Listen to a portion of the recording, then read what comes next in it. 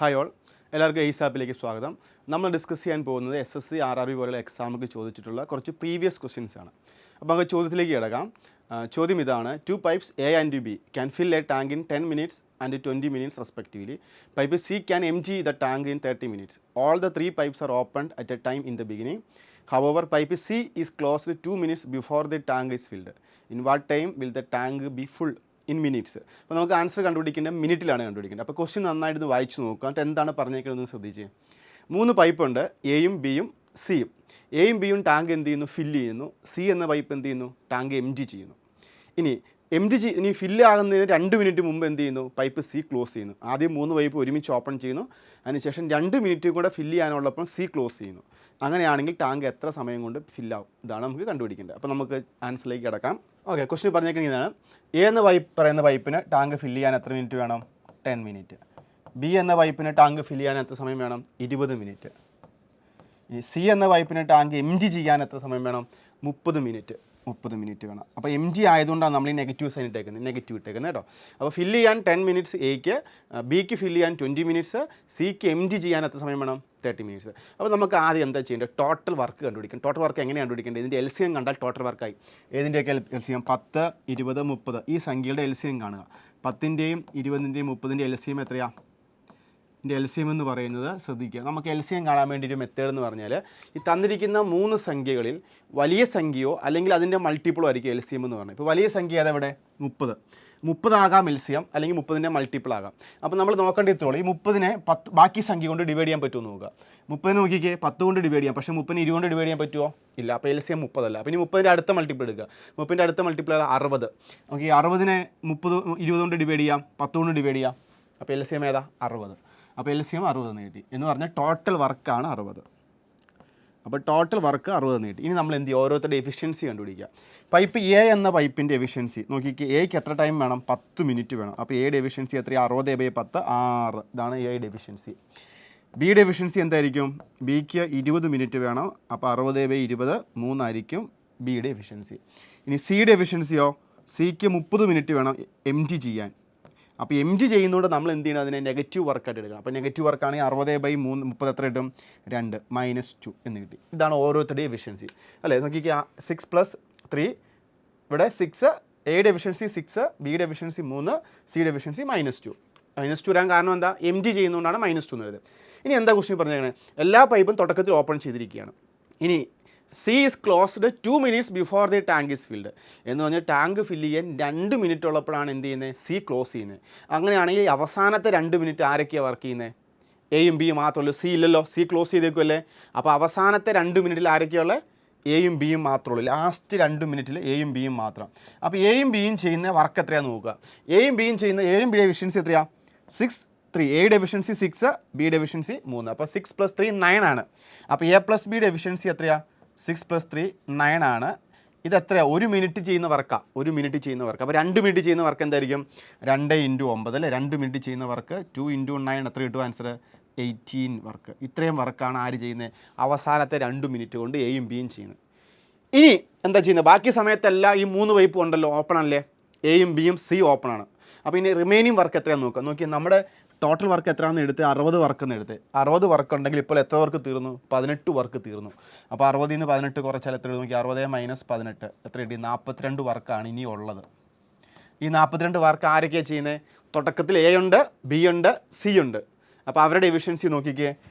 6 + 3 9, 9 - 2 അല്ലേ. സിയുടെ efficiency negative ആയത് 9 - 2 7. അവർ 1 മിനിറ്റ് ചെയ്യുന്ന വർക്ക് 7 വർക്കാണ്. എയും ബിയും സിയും കൂടെ ഓപ്പൺ ചെയ്താൽ ചെയ്യുന്ന വർക്ക് എത്രയാണെന്ന് ചോദിച്ചാൽ എത്രയാണ്? 6 + 3 + -2 ആണ്. എത്ര കിട്ടിയ ആൻസർ? 7 വർക്കാണ് ചെയ്യുന്നത്. ഇനി എത്ര വർക്ക് ചെയ്യാനുണ്ട്? 42 വർക്ക് ചെയ്യാനുണ്ട്. അപ്പോൾ 42 വർക്ക് ചെയ്യാൻ 1 മിനിറ്റിൽ അവർ 7 വർക്ക് ചെയ്യുമെങ്കിൽ 42 വർക്ക് ചെയ്യാൻ എത്ര സമയം എടുക്കും? 42/7 എത്ര കിട്ടി? 6 മിനിറ്റ്. അപ്പോൾ നോക്കിക്കേ, അവസാനത്തെ 2 മിനിറ്റ് എയും ബിയും കൂടെ ഒരുമിച്ച് വർക്ക് ചെയ്തു 2 മിനിറ്റ്, പ്ലസ് ആദ്യം 6 മിനിറ്റ് ആര് ചെയ്ത്? 3 പൈപ്പും കൂടെ ഒരുമിച്ച് വർക്ക് ചെയ്തു. അപ്പോൾ എത്രയായി? 2 + 6 എത്ര കിട്ടും ആൻസർ? മൊത്തത്തിൽ 8 മിനിറ്റ് കൊണ്ടായിരിക്കും ഈ ടാങ്ക് എന്ത് ചെയ്യുക? ഫില്ലാകുക. ക്ലിയർ ആയല്ലോ? ആൻസർ ഏതാണ്? ഓപ്ഷൻ സി ആണ് ഈ ചോദ്യത്തിൻ്റെ ആൻസർ. ക്ലിയർ ആയല്ലോ? ഓക്കെ, അപ്പോൾ നമുക്ക് അടുത്ത ചോദ്യത്തിലേക്ക് കിടക്കാം. അടുത്ത ചോദ്യം ഇതാണ്. The height of A cylinder is 20 centimetre. The lateral surface area is 1760 centimetre square. Its volume is, എങ്കിൽ ഇതിൻ്റെ വോളിയം എത്രയാണെന്നാണ് കണ്ടുപിടിക്കേണ്ടത്. അപ്പോൾ നോക്കിയാൽ ഒരു സിലിണ്ടർ എന്ന് പറഞ്ഞാൽ എന്താണെന്നറിയാമല്ലോ. സിലിണ്ടറിൻ്റെ ഷേപ്പ് എങ്ങനെ ഇരിക്കുക? ഇതാണ് ഒരു സിലിണ്ടർ. ഇത് സിലിണ്ടറിൻ്റെ ഹൈറ്റ്, ഇത് സിലിണ്ടറിൻ്റെ ഹൈറ്റ് നമ്മളതിനെ H എന്ന ലെറ്റർ വെച്ച് റെപ്രസെൻറ്റ് ചെയ്യും. ഇത് സിലിണ്ടറിൻ്റെ റേഡിയസ് നമ്മളതിനെ R എന്ന ലെറ്റർ വെച്ച് റെപ്രസെൻറ്റ് ചെയ്യും. ഇതാണ് സിലിണ്ടറിൻ്റെ ഹൈറ്റും റേഡിയസും. അങ്ങനെയാണെങ്കിൽ സിലിണ്ടറിൻ്റെ ലാറ്ററൽ സർഫസ് ഏരിയ ആണല്ലോ ഇക്വേഷൻ എന്താ? Lateral surface area is equal to 2πRH. ഇതാണ് ലാറ്ററൽ സർഫസ് ഏരിയ. ഇനി നമുക്ക് എന്താ കണ്ടുപിടിക്കേണ്ടത്? വോളിയം. വോളിയം കണ്ടുപിടിക്കാനുള്ള ഇക്വേഷൻ എന്താണ്? വോളിയം കണ്ടുപിടിക്കാനുള്ള ഇക്വേഷൻ πr²H. ഓക്കെ, അപ്പോൾ വോളിയം കണ്ടുപിടിക്കുന്നത് നമുക്ക് എന്തൊക്കെ വേണം? എച്ചും വേണം, ആറും വേണം, ഹൈറ്റും വേണം, റേഡിയസും വേണം. ഹൈറ്റ് ഓൾറെഡി അറിയാം, 20 സെൻറ്റിമീറ്റർ തന്നിട്ടുണ്ട്. നമുക്ക് 20 സെൻറ്റിമീറ്റർ തുടക്കത്തിൽ തന്നിട്ടുണ്ട്. ഇനി റേഡിയസ് ആണ് നമുക്ക് വേണ്ടത്. റേഡിയസ് തന്നിട്ടില്ലല്ലോ, ഇല്ല. റേഡിയസ് കണ്ടുപിടിക്കാൻ വേണ്ടി നമുക്ക് എന്ത് തന്നിട്ടുണ്ട്? ലാറ്ററൽ സർഫസ് ഏരിയ 1760 തന്നിട്ടുണ്ട്. അപ്പോൾ നോക്കിക്കേ, ലാറ്ററൽ സർഫസ് ഏരിയ കാണാനുള്ള ഇക്വേഷൻ എന്താ? 2πRH. അത് എത്രയാണ് തന്നിട്ടുണ്ട് നമുക്ക്?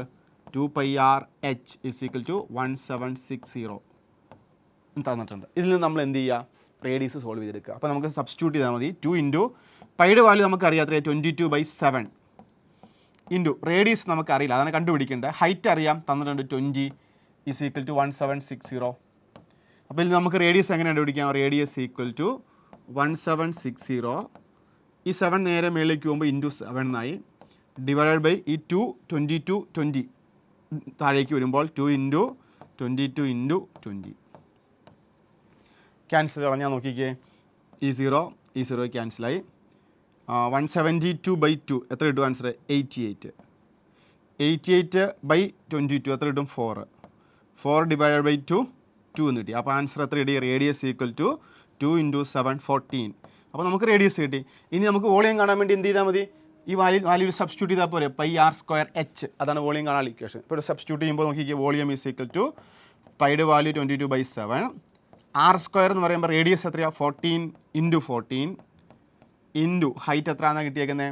ഹൈറ്റ് 20 നമുക്ക് ഓൾറെഡി തന്നിട്ടുണ്ട്. ഇനി നമുക്ക് എന്ത് ചെയ്യുക? ഡിവൈഡ് ചെയ്യാനായിട്ട് നോക്കിക്കേ, ഇവിടെ 14/7 എത്ര കിട്ടും? 14/7 2. അപ്പോൾ ആൻസർ എത്ര കിട്ടുക? 22 ഇൻറ്റു 2 ഇൻറ്റു 14 ഇൻറ്റു 20. ഇതാണ് നമ്മുടെ ആൻസർ അല്ലേ? 22 ഇൻറ്റു 2 ഇൻറ്റു 14 ഇൻറ്റു 20. ഇനി നമുക്ക് ഈ ക്വസ്റ്റൻ ആൻസറിലേക്ക് എത്താൻ എളുപ്പവഴിയുണ്ട്. എങ്ങനെയാണെന്ന് വെച്ച് കഴിഞ്ഞാൽ ഇതെല്ലാം കൂടെ മൾട്ടിപ്ലൈ, നമ്മുടെ സമയം കളയണ്ട. തന്നിരിക്കുന്ന ഓപ്ഷൻ നോക്കി, ഇവിടെ നോക്കിക്കേ, 20യുടെ യൂണിറ്റ് ഡിജിറ്റിൽ ഏതാ കിടക്കുന്നത്? 0 അല്ലേ? അങ്ങനെയാണ് ഇത് മൊത്തത്തിൽ മൾട്ടിപ്ലൈ ചെയ്താലും നമ്മുടെ ഉത്തരത്തിൻ്റെ യൂണിറ്റ് പ്ലേസിൽ എന്തായിരിക്കും? 0 ആയിരിക്കും. ഒറ്റയുടെ സ്ഥാനത്തൊക്കെ 0 വരുള്ളൂ. അപ്പോൾ ഈ 4 ഓപ്ഷൻസ് ഉണ്ട്. എ ഉണ്ട്, ബി ഉണ്ട്, സി ഉണ്ട്, ഡി. ഇതിൽ അവസാനം 0 വരുന്ന ഓപ്ഷൻ ഏതോ ഉള്ളത് നോക്കിക്കേ. അവസാനം 0 വരുന്ന ഓപ്ഷൻ ഇത് മാത്രം, ഓപ്ഷൻ ഡി മാത്രമല്ലേ ഉള്ളൂ. നോക്കി, നമുക്ക് മൾട്ടിപ്ലൈ ചെയ്യേണ്ടത് 22 ഇൻറ്റു 2 ഇൻറ്റു 14 20 ആണ് മൾട്ടിപ്ലൈ ചെയ്യേണ്ടത്. അത് എങ്ങനെ മൾട്ടിപ്ലൈ ചെയ്താലും ലാസ്റ്റ് എന്താ വരുള്ളൂ? 0 അല്ലേ? കാരണം 20യുടെ അവസാനത്തൊക്കെ 0 ആയതുകൊണ്ട് നമ്മുടെ ആൻസർ എന്തായിരിക്കും? 0 അവസാനിക്കുള്ളൂ. അപ്പോൾ നമ്മളിത് മൊത്തം മൾട്ടിപ്ലൈ ചെയ്യേണ്ട ആവശ്യമില്ല. അവസാനം 0 വരുന്ന ഉത്തരം അതിൽ ഒരെണ്ണേ ഉള്ളൂ. അപ്പോൾ ആൻസർ ആയിരിക്കും ഓപ്ഷൻ ഡി. അപ്പോൾ ആൻസർ 1 2 3 2 0 ആയിരിക്കും ഇത് മൾട്ടിപ്ലൈ ചെയ്യുമ്പോൾ കിട്ടുന്നത്. ക്ലിയർ ആയല്ലോ? ഓക്കെ. അപ്പം ഇതുപോലെയുള്ള ക്വസ്റ്റ്യൻസുമായിട്ട് നമുക്ക് വീണ്ടും അടുത്ത ദിവസം കാണാം. അപ്പം നിങ്ങൾ നന്നായിട്ട് വർക്ക് ചെയ്യുക, പ്രാക്ടീസ് ചെയ്യുക. അടുത്ത എക്സാം നമുക്ക് ഉറപ്പായിട്ടും പാസ്സാകാം. Okay, thank you.